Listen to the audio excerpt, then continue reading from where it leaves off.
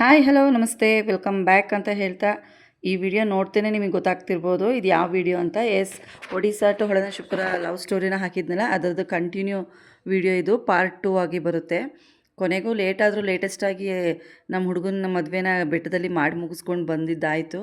ಅದಾದಮೇಲೆ ನಾವೆಲ್ಲ ಸೇರಿದ್ದೇನೆ ನೆಕ್ಸ್ಟು ನಮ್ಮ ಜೂಲಿಮನ ಸೀಮಂತಕ್ಕೆ 9 ಮಂತ್ಸ್ ಆಗಿತ್ತು. ಸೊ ಹಾಗಾಗಿ ಸಿಂಪಲ್ಲಾಗಿ ಒಂದು ಫಂಕ್ಷನ್ನ ಅರೇಂಜ್ ಮಾಡ್ಕೊಂಡಿದ್ರು.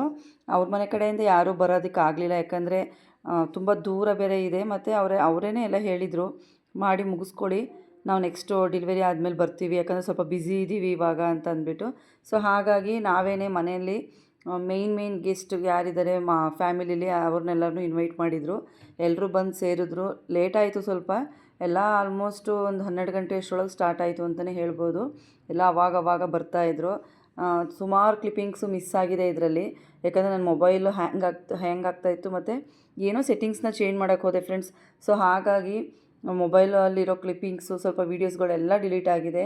ಸ್ವಲ್ಪ ಬೇಜಾರು ಆಯಿತು ನನಗೆ ಕ್ಲಿಪ್ಪಿಂಗ್ಸ್ಗಳು ಡಿಲೀಟ್ ಆಗಿರೋದ್ರಿಂದ. ನಾವು ಇದೇ ಥರನೇ ಮಾಡೋದು. ನೀವೆಲ್ಲ ಯಾವ ಥರ ಮಾಡ್ತೀರಾ ಫಂಕ್ಷನ್ನ ಅನ್ನೋದನ್ನು ನನಗೆ ಕಮೆಂಟಲ್ಲಿ ಕಮೆಂಟ್ ಮಾಡಿ. ಇನ್ನೂ ಯಾರೆಲ್ಲ ನನ್ನ ಚಾನಲ್ನ ಸಬ್ಸ್ಕ್ರೈಬ್ ಮಾಡ್ಕೊಂಡಿಲ್ಲ, ಪ್ಲೀಸ್ ಸಬ್ಸ್ಕ್ರೈಬ್ ಮಾಡ್ಕೊಂಡು ನೋಡಿ, ಸಪೋರ್ಟ್ ಮಾಡಿ ಅಂತ ಕೇಳ್ಕೊತೀನಿ. ಫಂಕ್ಷನ್ ನಡೀತಾ ಇದೆ, ತುಂಬ ಚೆನ್ನಾಗೇ ಆಯಿತು. ಕೆಳಗಡೆ ಅಡುಗೆನ ಮಾಡ್ತಾಯಿದ್ರು. ಅಡುಗೆ ಭಟ್ರು ಸಿಗಲಿಲ್ಲ ನಮಗೆ ಈ ಟೈಮಲ್ಲಿ.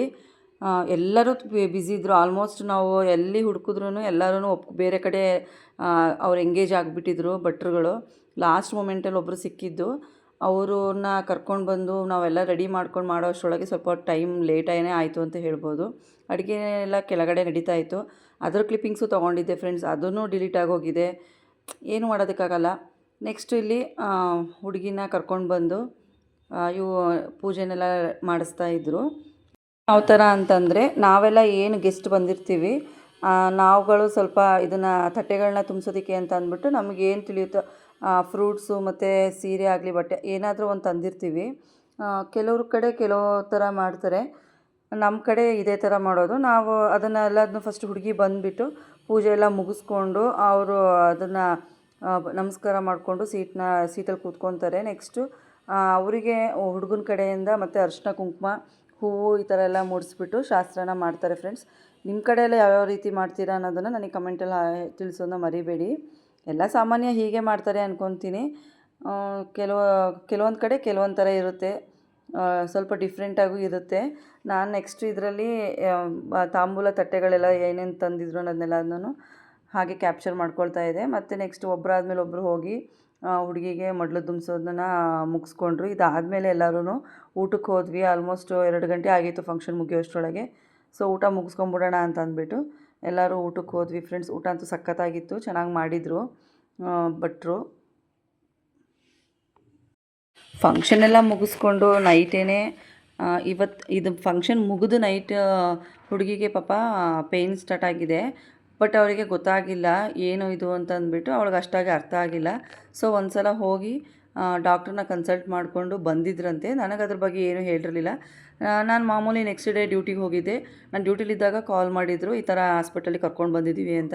ಸರಿ ಅಂತಂದ್ಬಿಟ್ಟು ನಾನು ಡ್ಯೂಟಿ ಮುಗಿಸ್ಕೊಂಡು ಹಾಸ್ಪಿಟ್ಲಿಗೆ ರೀಚ್ ಆಗೋ ಅಷ್ಟರೊಳಗೆ ಆಲ್ರೆಡಿ ಡೆಲಿವರಿ ಆಗಿತ್ತು. ತುಂಬಾ ಖುಷಿ ಆಯಿತು.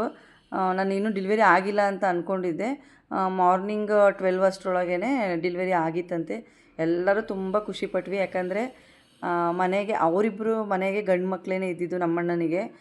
ಸೊ ಈ ಟೈಮಲ್ಲಿ ಮನೆಗೊಂದು ಪುಟಾಣಿ ಪ್ರಿನ್ಸಸ್ಸೇ ಬಂದಳು, ಏಂಜಲ್ ಬಂದಿದ್ದಾಳೆ ಅಂತ ಹೇಳೋದಕ್ಕೆ ಖುಷಿಪಡ್ತೀನಿ ಫ್ರೆಂಡ್ಸ್. ತುಂಬ ಚೆನ್ನಾಗಿತ್ತು ಪಾಪು, ಆರೋಗ್ಯವಾಗಿ ಇಬ್ಬರು ತಾಯಿ ಮಗಳಿಬ್ಬರು ಆರೋಗ್ಯವಾಗಿದ್ದರು.